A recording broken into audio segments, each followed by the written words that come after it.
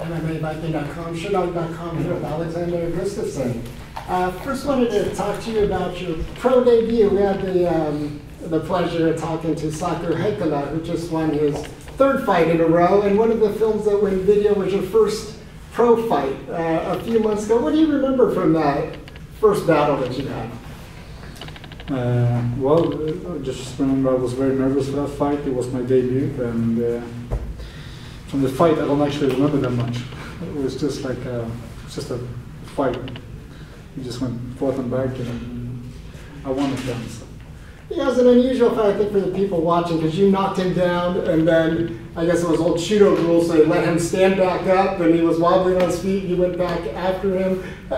What do you think most about kind of those early fights before getting into the UFC and having all the unified rules put in place? Well, I didn't have so much experience back then, so it is what it was, and I just had fun doing it. And like I was just a new kid out there, and I won all my fights. So I had a great time. What kind of preparations did you do back then for your fights? How did you get ready for those? Well, I trained, I think, 4 times a week. Running in the morning, did all the group practice at night, did some pads. It wasn't that serious, I just did it for fun. Yeah, and obviously now a lot bigger stakes. The first fight I wanted to talk to you about, still looking back, is your Phil Davis fight. I looked and it was actually 5 years ago today, and that seemed like a turning point for you where you really focused on being a professional athlete. What do you think has changed the most for you in that time? Well, I think it must be my way of training, my way of look at training, and back then I did it for fun. I did it, because I just love fighting. Now it's more my life. It's more something I do every day. But I actually live through the sport, and so I think that's the biggest change. Yeah, living through the sport, I'm wondering if you get caught up in, like many of the fans, and watching all the latest videos, like the Conor McGregor phenomenon with all the embedded series and all the hype that. Did you like go to MMA websites and follow the news, or do you more live it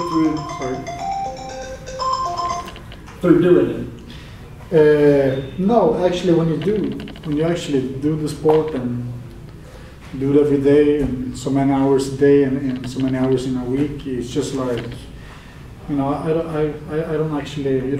have the interest to watch the shows and stuff. Of course I watch it sometimes, but it's more like when I'm not training, when I'm not in the gym, I actually want to do something else than do MMA, watch MMA, or anything with training at all. You just want to get out, get some distance from that, which I think is important. It's like picking mushrooms and flowers. And yeah, whatever you feel good doing. Okay, Phil Davis is a common opponent of your newly announced matchup against Teixeira. Have you talked to him or any of the Alliance guys on getting ready for fighting a guy like that?